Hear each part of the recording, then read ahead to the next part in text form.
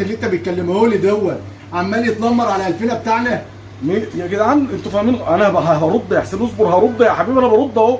يا جدعان انتوا فاهمين غلط، على فكره الظلم وحش، الظلم وحش. الراجل انتوا مفكرين انه بيتنمر على الراجل؟ ما بيتنمرش عليه. هو حسين كان باصص على دكه لعيبه الزمالك، وكان بيتكلم على لعيبه الزمالك كلها، لكن ما بيتنمرش على اللاعب يعني الحرفي. بيتنمر على اللعيبه كلها، على اللعيبه بس مش تنمر، هو ده حجمهم يعني، بيقول لهم انتوا حجمكم كده.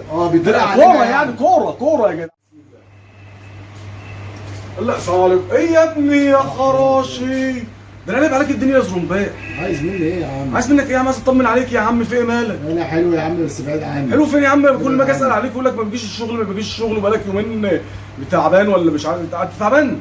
نفسيتي تعبانه ومزاجي وحش كده، مش عايز اكلم حد ولا اشوف حد. لا حول ولا قوه الا بالله. ليه يا عم؟ ليه؟ في ايه بس؟ احكي لي يا حبيبي. ابعدوا عني وانا استريح، عايز اقعد لوحدي. ايه اللي حصل يعني؟ كده مش تعبان، يا ابني مزاجي وحش، مش ماليش نفسي اكلم اي حد. طب واصحابك وحبايبك والدنيا كلها اللي بتسال عليك دي، ده في واحد لسه قافل معايا، بص على الباب. مين؟ ده بص، ده هيفرح قوي ان هو عارف انت فين.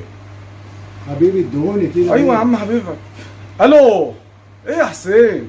ايوه يا حسين، الحمد لله يا حبيبي، لقيته اهوت في الشغل. انا قلت لك ان شاء الله نلاقيه. حسين مين يا عم؟ حسين الشحات. ايوه يا حسين. انت هتهرج. ايوه يا عم حسين، عايز اطمن عليك يا عم، بيقول حاسس بالذنب وبيقول لك نفسيتي وحشه. ما هو يا حسين برضه ما ينفعش اللي انت عملته يا حسين بصراحه يعني. بس هو خلاص الحمد لله لقيناه، احنا كنا خايفين لا يكون لا قدر الله عمل في نفسه حاجه ولا بتاع. مزاجي وحش، انت جاي يا عم اكتر. الراجل يا عم عايز يطمن عليك. ما هو حسين اهدى يا حسين، ما انت غلطان برضه بقى، ما تخليناش خلينا نلم الدنيا بقى. انت راجل، ده انت قفلت النادي يا راجل، ده انت كركبت الدنيا خالص يا حسين برضه. اصبر بس يا عم. وحسين برضه مش غريب يا عم زرمباء، وراجل بيحبك وانت عارف بيقدرك وبتاع، راجل كويس معاه هو. اي نعم بس يا حسين اصبر بس يا حسين يا عم، بكلمه اصبر. انت مستوعب اللي انت عملته يا حسين؟ الاجتماعات اللي عماله تتعمل وتتلغى، والتلقيح اللي عمال بينهم على السوشيال، واللي عمال يشتم في جون ادوارد، واللي عمال يشتم في مجلس الاداره. ايه ده يابا؟ ايه يا عم؟ دلوقتي عايزين نقعد مع بعض ونراضي الدنيا.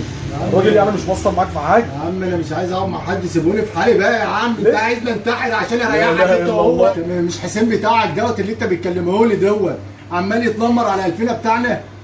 يا جدعان انتوا فاهمين، انا هرد يا حسين، اصبر هرد يا حبيبي، انا برد اهو.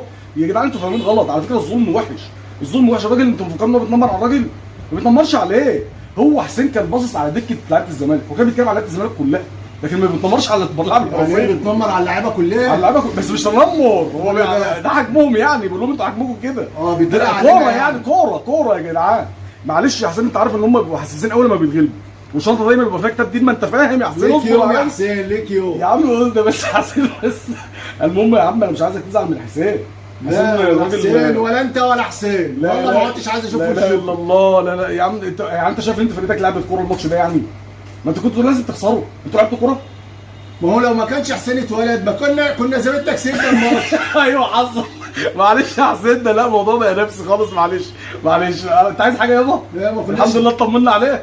بقول لك ايه؟ بيقول لك مستنيك الدور الثاني ان شاء الله. مش هتشوفه في الملعب، هتكسره. مستنيك الدور الثاني. خلاص يا حسين.